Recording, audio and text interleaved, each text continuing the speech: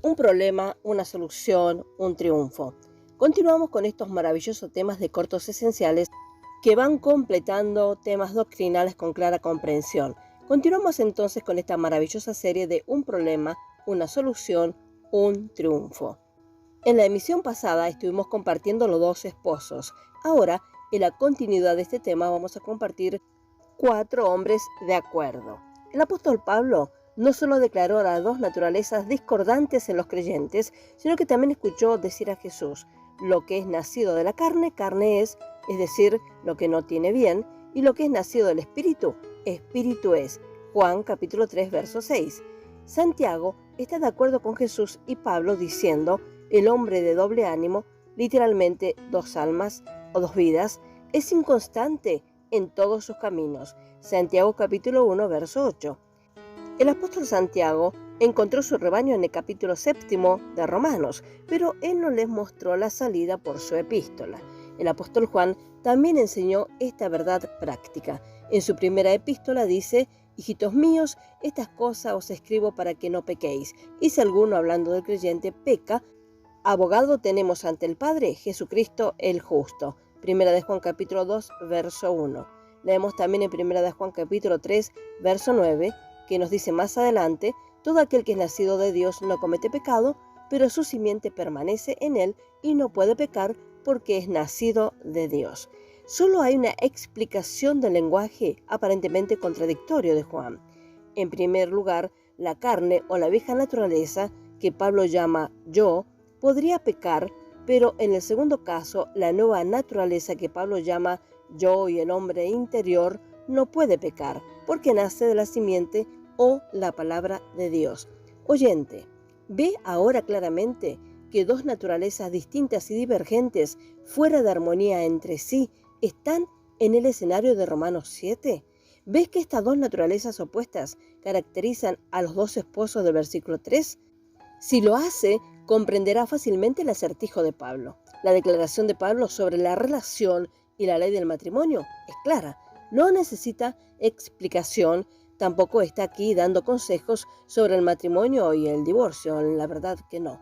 Él simplemente está enseñando las lecciones espirituales necesarias por medio de una regla familiar lógica común. Observe el versículo 4. Por tanto, hermanos míos, también vosotros habéis muerto, fuisteis hechos muertos de la versión revisada, a la ley por el cuerpo de Cristo, para que os caséis con otro, sí, con aquel que resucitó de los muertos, para que debamos llevar fruto para Dios. El capítulo 6 anunció nuestra libertad del pecado. El pecado no se enseñoreará de vosotros, porque no estáis bajo la ley, sino bajo la gracia. El capítulo 7 anuncia la libertad de la ley y cómo se obtiene. Ahora explicaremos algunos simbolismos. La mujer y los dos maridos aquí mencionados figuran ciertas personalidades en el ámbito espiritual. La mujer está representando a la iglesia aquí, dirigida como mis hermanos, y el otro hombre, un segundo esposo, representa a Jesucristo, que fue resucitado de entre los muertos, nombrado y todavía vivo como figura. No pase por alto esta pregunta sin cuidado. Una respuesta incorrecta paralizará su comprensión del significado de todo el capítulo. La ley no es el primer marido de ninguna manera. El versículo 2 nombra un esposo y la ley como objetos distintos. La ley se enseñorea de la mujer y de su marido mientras él vive. La ley los une. Si el marido muere, la ley nunca muere. Ella queda libre de la ley del marido. Si la ley fuera el marido, entonces la mujer estaría ligada por la ley a la ley mientras la ley viviera, y la ley tendría que morir para que ella fuese libre, pero la ley nunca murió. ¿Quién entonces figura ese primer marido? Romanos capítulo 6, verso 6 tiene la respuesta. Nuestro viejo hombre es el primer marido. Este viejo hombre es el yo y mi carne mencionados en el capítulo 7, verso 18 al 20 de Romanos. Se le llama el hombre natural en 1 Corintios capítulo 2, verso 14, capítulo 15, verso 44-47. En él ningún bien puede morar y no mora. Ahora bien, lo que podría sucederle a mi esposo, la muerte, en realidad le sucedió a nuestro primer esposo en el ámbito espiritual. Nuestro viejo hombre está crucificado con Él, esto es Cristo.